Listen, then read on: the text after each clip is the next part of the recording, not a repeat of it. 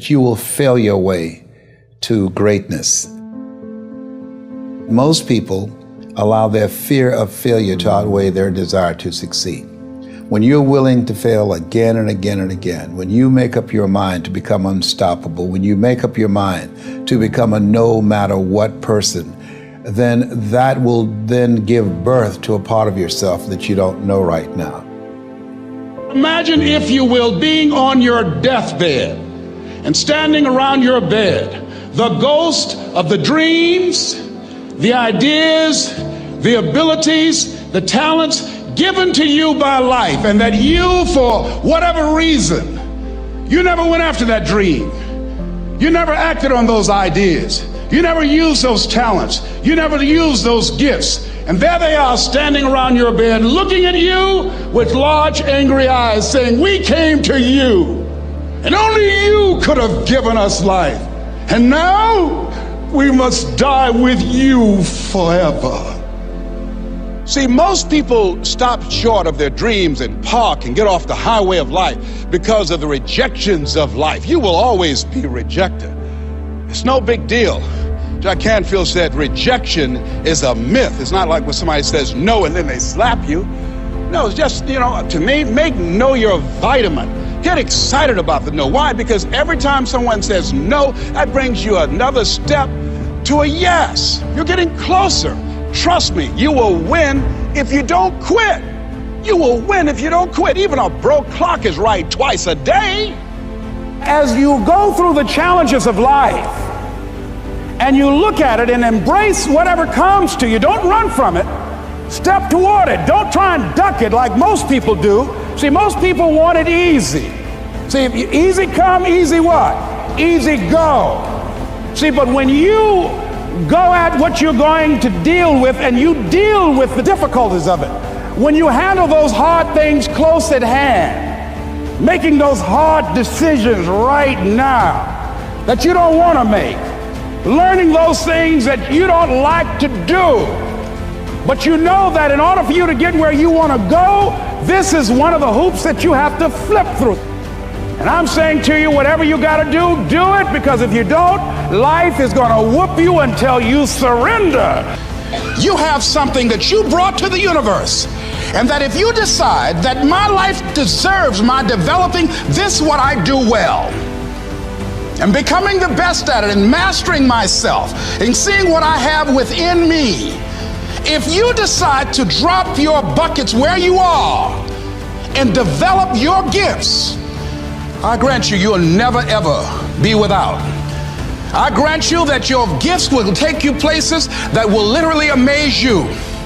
I grant you that if you begin to work to develop your gifts, you'll develop a strong sense of happiness. You'll get a larger vision of yourself, because part of beginning to get a larger vision of yourself, all of us need some area of our lives where we can have a feeling of competence.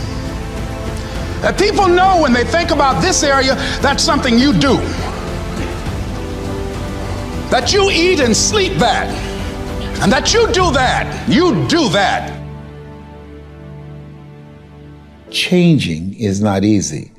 That changing your life, changing habits, reinventing yourself, picking yourself up after life has knocked you flat on your back. I've got to say, when life knocked you down, try and land on your back, because if you could look up, you could get up. Well, that sounds cute, but that's not easy. When I was diagnosed with prostate cancer 17 years ago, that first time that happened, I said, hey, I can handle this. Then when it came back a year later, last year, 17 years later, and this time it metastasized to 7 areas of my body and ate 40% of my T1 vertebrae. Now the stakes are higher. Is this life saying, okay, Mr. Motivator, you beat cancer the first time. What you gonna do now? I started laughing. When the doctor told me, he said, why are you laughing? Are you in denial? I said, no. I said, I feel like Mother Teresa. He said, what do you mean? She said, Lord, I know you know how much I can bear. I just wish you to have so much confidence in me. I said, the stakes are higher. So I've got to dig in and got to fight more, because at the end of the day, life is a fight for territory. And once you stop fighting for what you want, what you don't want will automatically take over. And so it's a fight, it's a challenge in life every day. And what we have to do is embrace it. What we have to do is see it as a project to be worked on. In life, you will always be faced with a series of God-ordained opportunities, brilliantly disguised as problems and challenges. And so I see even cancer as a gift, as a God-ordained opportunity. If you died today, what dreams, what ideas, what talents, what books, what music, what leadership, what voice will die with you? There are a lot of people who are biting their fingers in fear that they might lose their jobs.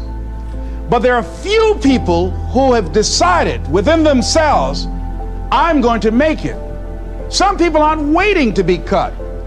Some people are moving on their own because they feel within themselves, I've got what it takes to make it. They're not afraid about tomorrow because of how they see themselves, because of what they feel that they deserve, because of what they feel that they can create for themselves.